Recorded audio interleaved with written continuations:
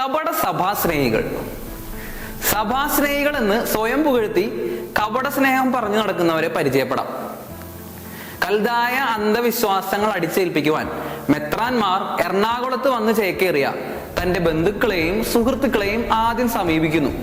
അവർ വന്ന് താമസിക്കുന്ന കൽദായ ചായവുള്ളവരെ കൂട്ടി ഒരു സംഘം രൂപീകരിക്കുന്നു. സംഘം വിപുലീകരിക്കുന്നതിന്റെ ഭാഗമായി മീറ്റിങ്ങുകൾ വീടുകൾ തോറും കൂടുന്നു. ഓരോ ഇടവകയിലും അച്ഛന്മാരായിട്ടോ പള്ളിയായിട്ടോ പ്രശ്നങ്ങളുള്ളവരെ ആദ്യം സംഘത്തിൽ ചേർക്കുന്നു.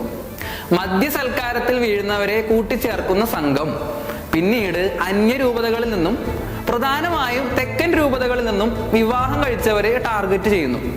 അവരിൽ നിന്നും കിട്ടാവുന്നവരെ കൂട്ടിച്ചേർത്ത് സംഘം അത്യാവശ്യം ഒരു ഇടവകയിൽ ശക്തിയായി എന്ന് തോന്നിയാൽ പിന്നീട് ആ ഇടവകയിൽ പ്രശ്നങ്ങൾ സൃഷ്ടിക്കാൻ തുടങ്ങും. ജനപ്രിയമായ പ്രശ്നങ്ങളിലും ആഘോഷങ്ങളിലും ഇടപെട്ട് സ്വീകാര്യത ഉറപ്പുവരുത്തുന്ന കാര്യങ്ങളിലേക്ക് സംഘം തിരിയുന്നു. ആ സമയത്തും സംഘത്തിൽ ചേർക്കാൻ പറ്റുന്നവരെ കണ്ടെത്തി ചേർക്കുന്നു.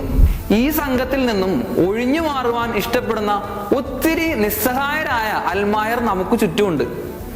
കൽദായം എന്നത് ഒരു മയക്കുമരുന്ന് പോലെയാണ്. ആദ്യം അത് സ്വീകരിക്കുന്നവന് പ്രത്യേകിച്ച് ലക്ഷ്യമൊന്നും ഉണ്ടാകണമെന്നില്ല. മറ്റു ചിലർ അധികാര ദുർമോഹത്തോടെ അതിൽ ചാടുന്നവരായിരിക്കാം.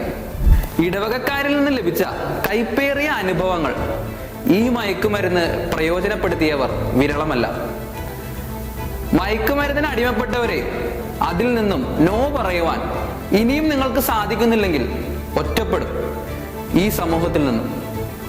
പിന്നെ ആശ്രയം ആ മരുന്ന് വിൽപ്പനക്കാർ മാത്രമായിരിക്കും. അവർ അവർക്ക് വേണ്ടി നിങ്ങളെ ഉപയോഗിക്കും. ഉപയോഗം കഴിഞ്ഞാൽ വലിച്ചെറിയും. ജാഗ്രതയുള്ളവരായിരിക്കും.